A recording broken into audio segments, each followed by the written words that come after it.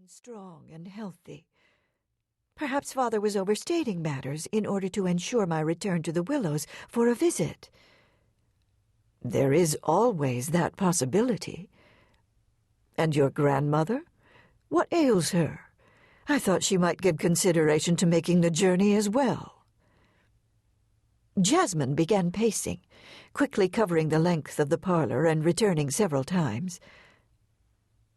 The doctor fears she may have pneumonia. Grandmother says it's merely an attack of ague and will soon pass. However, she does have a troublesome cough, and I doubt whether she's strong enough to travel. Then again, she's a stubborn woman.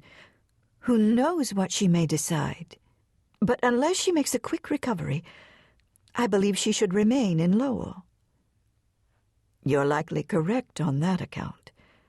The journey from Massachusetts to Mississippi could prove harrowing for her. Hearing of her condition only serves to confirm the decision I made upon receiving your father's letter, Nolan said. Jasmine glanced over her shoulder as she continued crisscrossing the room. And what decision would that be? I plan to accompany you and Spencer to the Willows. Her pacing came to an abrupt halt at the far end of the room. Turning toward him, Jasmine flushed at the overwhelming sense of warmth she felt for Nolan. His obvious concern touched her. I can't ask you to do such a thing, Nolan. The commitment of time required to make the journey is unreasonable to ask of anyone, other than a family member, of course. His gaze fell. Am I not family? His question was barely audible. Oh, what have I said? Of course you're family.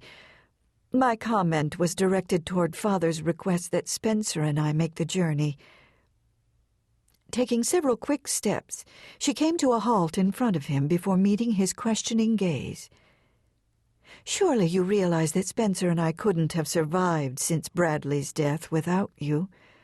Spencer has come to look upon you as his very favorite visitor.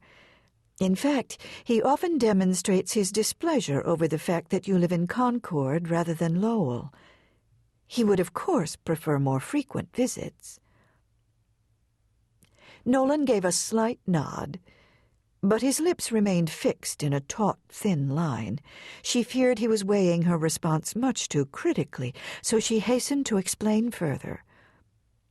I find the fact that you would be away from Massachusetts for such a long period of time to be a matter of grave concern. I can't expect you to make yourself available every time difficulty arises in my life. His gaze softened. Of course you can. That is exactly what I want. You and Spencer are my only remaining family. How could I ever consider any request from you a burden? Besides, you didn't ask me. I offered to accompany you. As for my work, you may recall I can write as easily at the plantation as I can in Concord, or any place else for that matter. Yes, in fact, I remember quite well. A faint smile crossed her lips as she recollected the anti-slavery articles Nolan had penned after his first visit to the Willows. Words that had stirred the hearts of the abolitionists and also drawn the fiery criticism of the pro-slavery movement. Words that had set Nolan at odds with her brother, Bradley, and provoked a seething anger from her father and other Wainwright men.